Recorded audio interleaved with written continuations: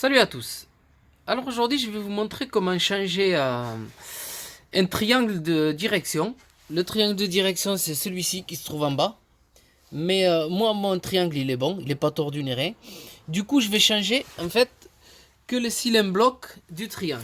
Les cylindres blocs, il y en a un ici, un là.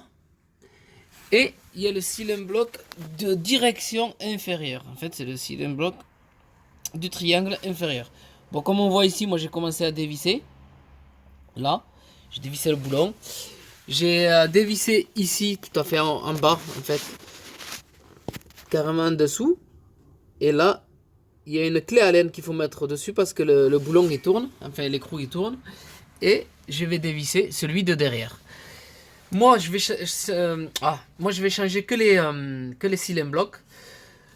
J'en ai un ici, tout neuf. Par contre, pour changer que les cylindres blocs, il vous faut une presse, parce que sinon vous n'allez pas arriver à les sortir et vous n'arriverez pas à le remettre. Je vais vous montrer plus tard dans la vidéo comment, avec la presse, comment les changer. Mais pour l'instant, il faut le démonter. Vous pouvez acheter directement le triangle complet avec les cylindres blocs incorporés à l'intérieur. Mais il coûte à peu près je pense, entre 80 et 120 euros les deux. Voilà. En fait, quand on fait un côté, il vaut mieux faire les deux côtés. Du coup, moi, j'ai préféré changer que le cylindre bloc. Parce qu'en fait, j'ai eu pour 5 euros par cylindre bloc. Comme j'ai acheté les deux cylindres blocs, ça m'a coûté 10 euros. Plus 10 euros du cylindre bloc inférieur. Le tout pour changer, le tout pour 20 euros. Voilà, le calcul a été vite fait. 20 des deux côtés, ça fait 40 euros. J'ai préféré mettre 40 euros que me payer ça à 120 euros la totalité, quoi. Voilà. Tout d'abord, bien sûr, il vous faut démonter votre roue et enlever le cache qui se trouve en bas, le cache moteur. Le cache moteur, je vais vous le montrer un peu plus tard. Et comme vous voyez là, j'ai démonté la tête de cardan. Normalement, il y aurait, enfin le boulon du cardan. Il n'y aurait pas besoin pour changer ça. Il n'y a pas besoin de démonter le boulon du cardan. Mais moi, pourquoi je l'ai démonté? En fait, parce que je vais enlever carrément l'amortisseur. Et je ferai la vidéo pour l'amortisseur.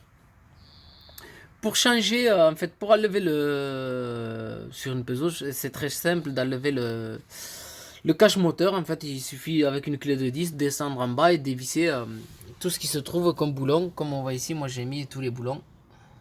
Je les ai laissés en dessous de la voiture. Voilà. En fait, pourquoi changer le cylindre bloc, pas le cylindre bloc, pourquoi changer le triangle de direction? En fait, si jamais vous avez pris un shoot contre un trottoir ou quoi, ça peut le tordre. Vous allez bouffer les pneus. Des fois, vous avez le cylindre bloc, celui-ci inférieur, s'il est usé. En fait, vous allez avoir la roue qui flotte un peu sur la route.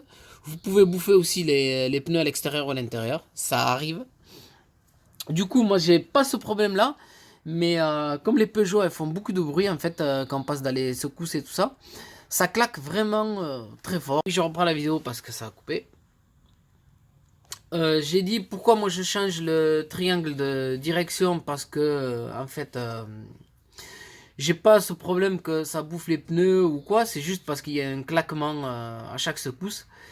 Et ça vient très souvent des coupelles au niveau des amortisseurs. C'est pour ça que moi je vais changer les coupelles d'amortisseurs aussi. Je vais faire une vidéo pour vous montrer. Et je changerai peut-être les amortisseurs. C'est à voir quoi, à l'état qu'ils sont. À y être. Pour l'instant, bon, comme je démonte le tout, je me suis dit pourquoi ne pas faire les rotules de triangle. Comme ça coûte pas cher. À démonter, autant les faire. Voilà.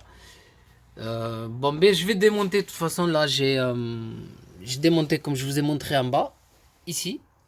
Là, je vais démonter celui qui se trouve là. Voilà.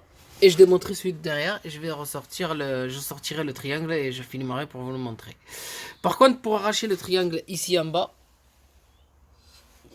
pour l'arracher pour le sortir, il vous faut un arrache-rotule ou un démonte triangle, je pense qu'on appelle ça. Voilà, j'ai fait une vidéo déjà pour montrer comment on enlève avec ça. Tout simplement, on met ça Cette partie ici, on la met sur le triangle.